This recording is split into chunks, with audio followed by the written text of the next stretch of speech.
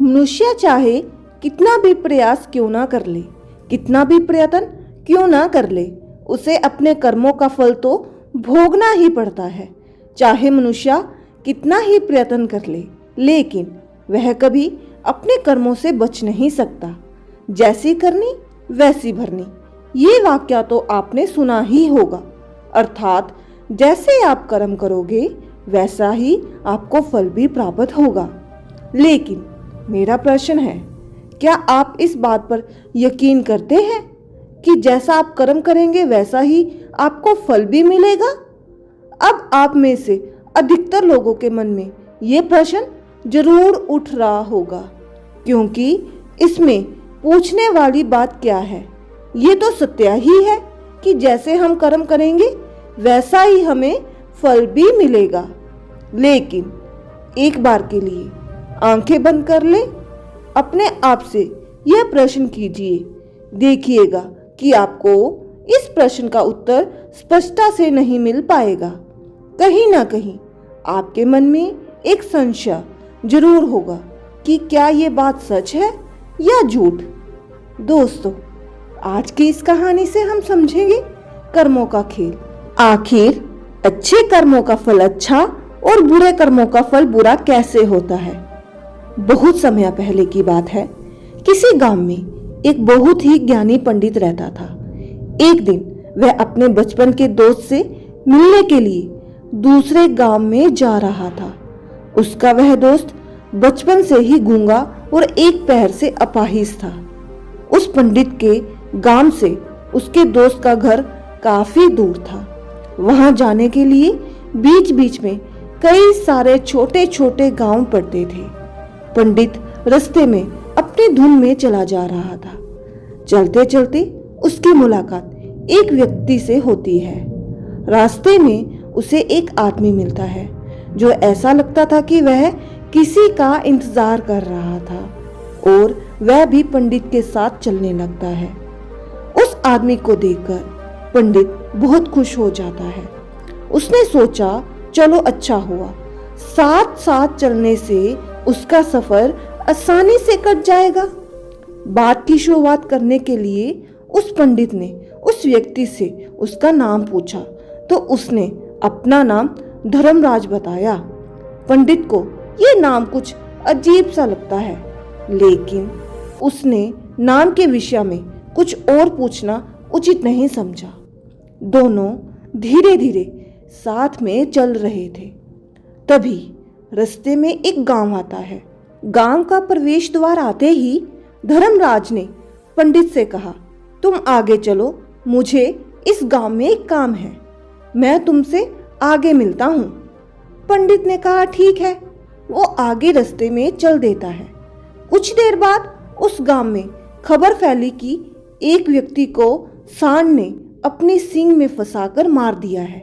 जैसे ही सांड ने उस व्यक्ति को मारा, ठीक कुछ ही देर में धर्मराज पंडित के पास आ गया और फिर दोनों चलना शुरू कर देते हैं और चलते चलते एक दूसरे गांव के द्वार पर पहुंच जाते हैं। उस गांव के बाहर एक बड़ा और विशाल मंदिर बना हुआ था। वहां पर आराम करने की सुविधा काफी बढ़िया लग रही थी। पंडित के दोस्त का घर अभी वहां से बहुत दूर था और रात भी होने वाली थी। तो पंडित ने धर्मराज से कहा, रात होने वाली है, पूरे दिन चलते चलते थक भी चुके हैं और भूख भी लग रही है, तो यहाँ पर भोजन करके यहीं पर हम विश्राम कर लेते हैं, फिर सुबह के समय आराम से आगे की यात्रा जारी करेंगे। धर्मराज ने कहा, ठीक है, मुझे इस गांव में किसी को कुछ जरूरी सामान देने जाना है, तुम भोजन करके आराम करो, मैं बाद में आकर भोजन कर लूंगा। इतना कहकर वहां से चला जाता है। लेकिन उसके जाने के कुछ समय बाद, कुछ ही देर बाद धुआं उठता हुआ दिखाई देता है और देखते ही देखते पूरे गांव में आग लग जाती है। पंडित ने हैरानी से सोचा कि ये धर्मराज जहां भी जाता है वहां कोई ना कोई अनहोनी जरूर हो जाती है, कुछ तो गड़बड़ है इस व्यक्ति में। लेकिन पंडित ने रात्रि में धर्मराज से कुछ भी पूछना उचित नहीं समझा और वे दोनों सो गए। सुबह होते ही दोनों फिर से अपनी यात्रा शुरू कर देते हैं। कुछ देर चलने के बाद रास्ते में फिर से एक गांव आता है। धर्मराज ने फिर पंडित से कहा, आप आगे चलिए, मुझे इस गांव में अपने मित्र से मिलने जाना है। मैं अपने दोस्त से मिलने के बाद आगे रास्ते में मिलूंगा। यह कहकर धर्मराज वहां से चला गया, लेकिन पंडित इस बार आगे नहीं गया। वहीं खड़ा होकर धर्मराज को देखता रहा कि वह कहाँ जा रहा है और क्या करता है। तभी थोड़ी देर बाद लोगों की आवाज सुनाई देने लगी कि एक व्यक्ति को सांप ने काट लिया है और उसकी मृत्यु हो गई है। ठीक उसी समय धर्मराज फिर पंडित के पास पहुंच गया, लेकिन इस बार पंडित से रहा नहीं गया और उसने धर्मराज से पूछ ही लिया कि तुम जिस भी गांव में जाते हो वहां कोई ना कोई अनहोनी जरूर हो जाती है। क्या तुम मुझे बता सकते हो ये ऐसा क्यों हो रहा है? धर्मराज ने कहा, पंडित जी, आप तो मुझे बहुत ज्ञानी मालूम पड़े थे, इसलिए मैं आपके साथ चलने लगा था, क्योंकि ज्ञानियों का साथ बहुत ही अच्छा होता है। परंतु आप अभी तक समझ नहीं पाए कि मैं कौन हूँ। पंडित ने कहा, मैं समझ गया हूँ, लेकिन मुझे कुछ शंका है। अगर आप भी अपना उपयुक्त परिचय दे दो तो मेरे लिए आसानी होगी। तब धर्मराज ने जवाब दिया कि मैं यमदूत हूँ और यमराज की आज्ञा से उन लोगों का प्राण हरण करता हूँ जिनकी उम्र पूरी हो चुकी है। हालांकि पंडित को पहले से ही इस बात की आशंका थी, फिर भी धर्मराज के मुंह से ये बातें सुनकर वो घबरा गया। लेकिन वह हिम्मत करके पूछता है कि अगर तुम सच में यमदूत हो तो मुझे बताओ, अगली मृत्यु किसकी है? धर्मराज ने जवाब दिया, अगली मृत्यु तुम्हारी उसी मित्र की है जिससे तुम मिलने जा रहे हो, और उसकी मृत्यु का कारण भी तुम ही बनोगे। यह बात सुनकर पंडित सहम गया और सोच में पड़ गया कि अगर सच में यह धर्मराज यमदूत हुआ तो उसकी बात भी सच होगी और उसके कारण मेरे बचपन के सबसे अच्छे मित्र की मृत्यु हो जाएगी। तो सबसे अच्छा तो यही होगा कि मैं अपने मित्र से मिलने ही ना जाऊं।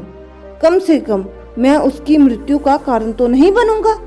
धर्मराज ने मुस्कुराते हुए कहा, तुम जो सोच रहे हो वह सब मुझे पता है, मगर तुम्हारे अपने मित्र से मिलने जाने से नीयत नहीं बदल जाएगी।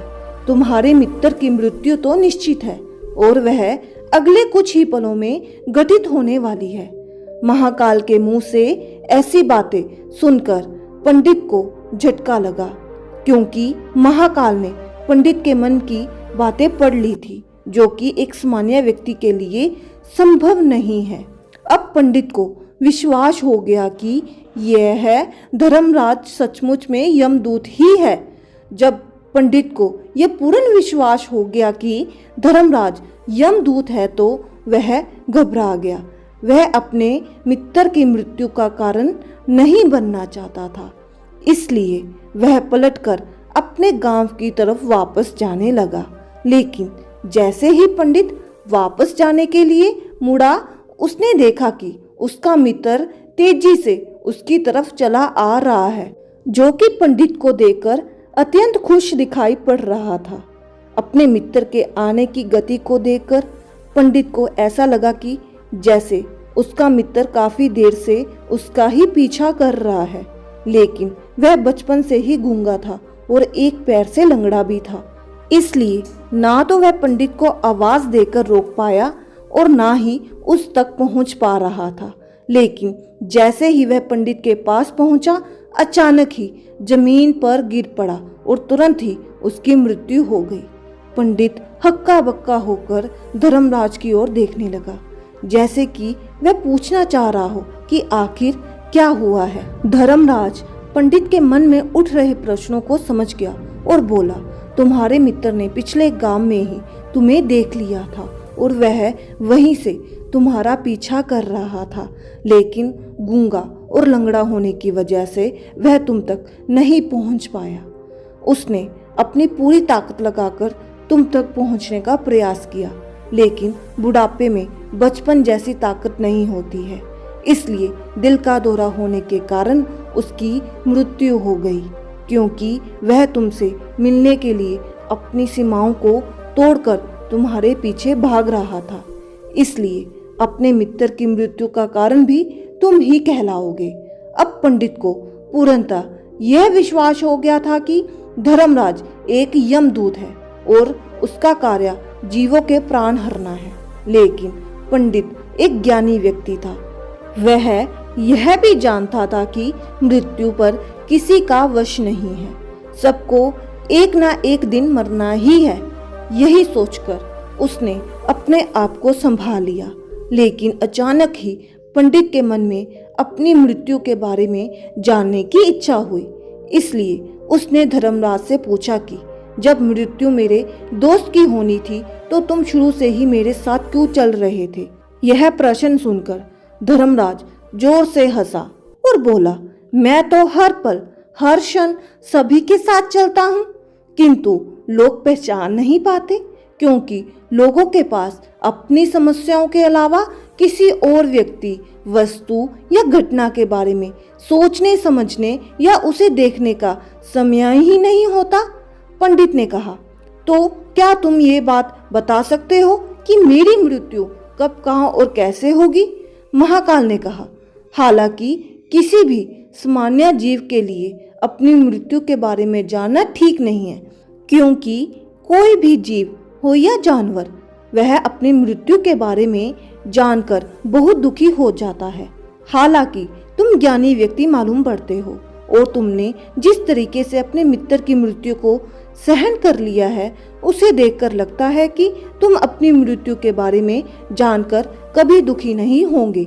महाकाल ने कहा, तो सुनो, तुम्हारी मृत्यु आज से ठीक 6 महीने बाद आज के दिन किसी दूसरे राज्य में फांसी लगने से होगी।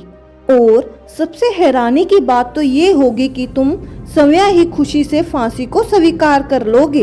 इतना कहकर धर्मराज वहां से चला गया, क्योंकि अब धर्मराज के पास पंडित के साथ चलते रहने की कोई कारण ना था। इसके बाद पंडित ने अपने मित्र के शरीर का अंतिम संस्कार किया और यथाशक्ति उसके क्रियाक्रम करके अपने गांव वापस आ गया। लेकिन कोई व्यक्ति कितना भी ज्ञानी क्यों ना हो, अपनी मृत्यु के बारे में जानकर दुखी तो होता ही है और मृत्यु से बचने का कोई ना कोई उपाय भी खोजता है। तो पंडित ने भी वही किया, क्योंकि पंडित विद्वान था, इसलिए उसकी पहचान उस राजा के राजा तक थी। पंडित ने सोचा कि राजा के पास तो कई सारे ज्ञानी मंत्री है, वह मेरी मृत्यु से संबंधित समस्या का कोई ना कोई समाधान निकाल ही लेंगे। पंडित यह सब सोचता हुआ राज दरबार में पहुंच जाता है और राजा से सारी घटना के बारे में बताता है। राजा ने अपने मंत्रियों को सारी समस्या बताई और उनसे सलाह मांगी। अंत में सभी ने विचार विमर्श करके कहा, अगर पंडित की बात सही है तो उसकी मृत्यु भी 6 महीने बाद की होगी, लेकिन मृत्यु तो तब होगी जब वह किसी दूसरे राज्य में जाएगा। यदि वह किसी दूसरे राज्य में जाएगा ही नहीं तो मृत्यु ही नहीं होगी। मंत्रियों की यह सलाह राजा को भी सही लगी। इसके बाद पंडित के रहने की सारी व्यवस्था महल में ही कर दी गई और राजा के आदेश के बिना उस पंडित से किसी को भी नहीं मिलने दिया जाता था। लेकिन पंडित कहीं भी आ जा सकता था, ताकि पंडित को ये ना लगे कि राजा की कैद में है। परंतु पंडित डर के मारे स्वयं ही कहीं जाता आता नहीं था। धीरे धीरे महीने गुजरते गए और पंडित की मृत्यु का समय नजदीक आने लगा और अंत वह भी दिन आ गया जिस दिन पंडित की मृत्यु होनी थी। तो जिस दिन पंडित की मृत्यु होनी थी उसकी एक रात पहले पंडित डर के मारे जल्दी ही सो गया, ताकि जल्दी से वह रात बीत जाए और अगले दिन आ जाए, ताकि उसकी मृत्यु टल सके। यह सोचकर वह जल्दी सो जाता है। लेकिन पंडित को नींद में चलने की बीमारी थी और अपनी इस बीमारी के बारे में वह स्वयं ही नहीं जानता था। तो फिर राजा, मंत्री या किसी वैद्य को इसके बारे में बताने का कोई प्रश्न ही नहीं उठता था। पंडित अपनी मृत्यु को लेकर बहुत चिंतित था। वह पिछले कई दिनों से ठीक से सो भी नहीं पा रहा था और नींद में चलने की बीमारी भी तभी होती है जब व्यक्ति ठीक से सो नहीं पा रहा हो। तो उस रात भी पंडित को नींद में चलने का दौरा पड़ा। वह उठा और महल से निकलकर अस्तबल में गया। क्योंकि पंडित राजा का खास मेहमान था, इसलिए किसी भी पहरेदार ने उसे नहीं रोका और ना ही किसी तरह से कोई पूछताछ की। वह सबसे तेज चलने वाले घोड़े की पीठ पर सवार होकर नींद में ही अपने राज्य का सीमा से बाहर दूसरे पड़ोसी राज्य में चला गया। इतना ही नहीं, वह दूसरे राज्य के राजा के महल में पहुंच गया। उस महल के पहरेदार ने भी उसे नहीं रोका और ना ही कोई पूछताछ की। सभी लोग रात्रि का अंतिम पहर होने के कारण गहरी नींद में थे। वह पंडित सीधे राजा के सैन्य कक्षा में पहुंचा, जहां राजा और रानी सो रहे थे। वह पंडित वहीं जाकर सो गया। सुबह हुई तो राजा ने पंडित को रानी के बगल में सोया हुआ देखा तो राजा बहुत क्रोधित हो गया। राजा ने पंडित को कैद करने का आदेश दे दिया। पंडित गिरफ्तार हो गया, लेकिन पंडित तो बहुचक था। उसे तो कुछ समझ ही नहीं था कि आखिर ये दूसरे राज्य में राजा के सैन्य कक्षा में कैसे पहुंचा हूँ। लेकिन वहां उसकी ये सब सुनने वाला कोई नहीं था। अगली सुबह राजा ने पंडित को दरबार में पेश करने का आदेश दिया। कुछ देर बाद उस पंडित को दरबार में लाया गया। पंडित को देखते ही राजा इतना आग बबूला हो गया कि उसे फांसी पर चढ़ा देने का हुक्म सुना दिया गया। फांसी की सजा सुनकर पंडित कांप गया, लेकिन फिर भी थोड़ी सी हिम्मत जुटाकर राजा से बोला, महाराज, मैं नहीं जानता कि मैं राजमहल तक कैसे पहुंचा। मैं ये भी नहीं जानता कि आपके सैन्य कक्षा तक मैं कैसे आया और आपके महल के किसी पहरेदार या सैनिक ने मुझे रोका क्यों नहीं। लेकिन मैं इतना जरूर जानता हूँ कि आज मेरी मृत्यु होनी थी और वो होने भी जा रही है। राजा को ये बात थोड़ी सी अजीब लगी। उसने पंडित से पूछा, तुम्हें कैसे पता कि आज तुम्हारी मृत्यु होनी है? राजा के इस प्रश्न के जवाब से पंडित ने पिछले 6 महीने का सारा वाकया राजा को सुना दिया और बोला, महाराज, मेरा क्या किसी भी सामान्य व्यक्ति में इतना साहस नहीं है कि वह राजा के सैन्य कक्ष में राजा की उपस्थिति में रानी के साथ सो जाए। राजा को पंडित की बात में थोड़ा तर्क दिखाई पड़ा, परंतु उसने सोचा कि यह मृत्यु से बचने के लिए धर्मराज और उसके द्वारा अपनी मृत्यु की भविष्यवाणी की कहानी बना रहा है। इसलिए राजा ने पंडित से कहा, यदि तुम्हारी बात सत्य है और आज यह तुम्हारी मृत्यु का दिन है, जैसा कि यमदूत धर्मराज ने तुमसे कहा था, तो आज तुम्हारी मृत्यु का कारण मैं नहीं बनूंगा। लेकिन यदि तुम्हारी बात झूठी निकली तो निश्चित ही आज तुम्हारी मृत्यु का दिन होगा, क्योंकि जिस राजा से पंडित आया था उस राजा का राजा इसी राजा का मित्र था। इसलिए इस राजा ने तुरंत अपने 2 सैनिकों को पड़ोसी राजा के पास भेजकर पंडित की बात की, सत्यता का प्रमाण मांगा और सैनिक भेजे गए। सैनिक शाम तक लौटे और उन्होंने राजा को बताया कि महाराज, पंडित जो कुछ भी कह रहा है वह सब सत्य है। पड़ोसी राजा के राजा ने पिछले 6 महीने से पंडित के रहने की सारी व्यवस्था अपने ही महल में कर रखी थी।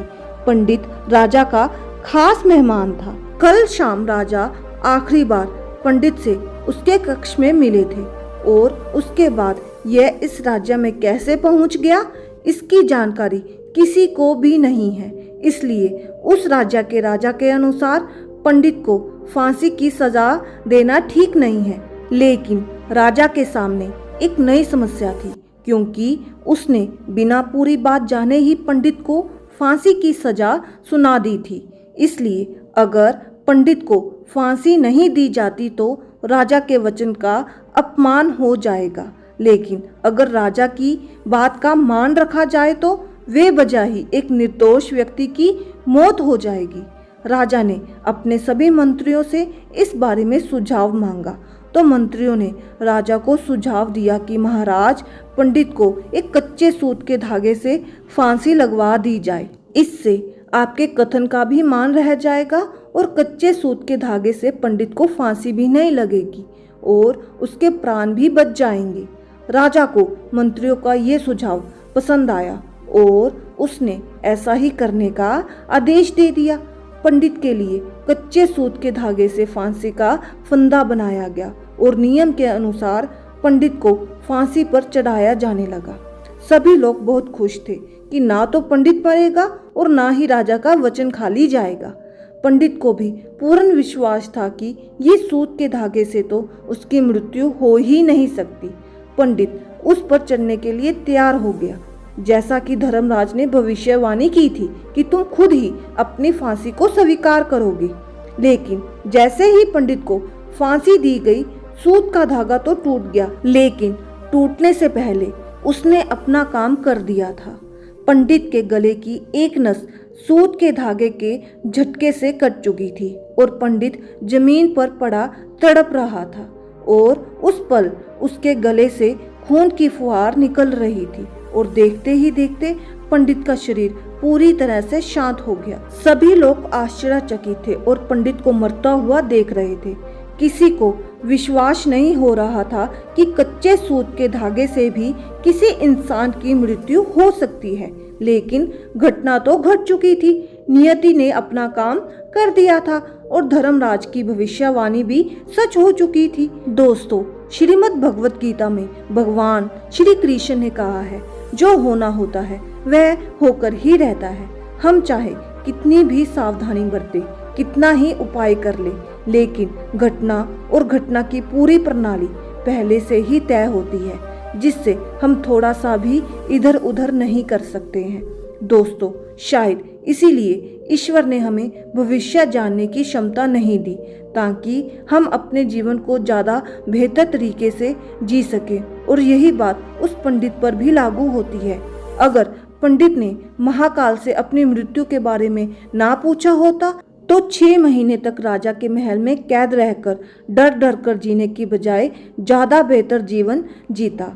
दोस्तों, आपने आज के इस कहानी से क्या सीखा वह मुझे आप कमेंट में बता सकते हैं। इसी के साथ उम्मीद है कि आपको आज की वीडियो पसंद आई होगी। मिलते हैं अगली वीडियो में, तब तक शुभ प्रभात।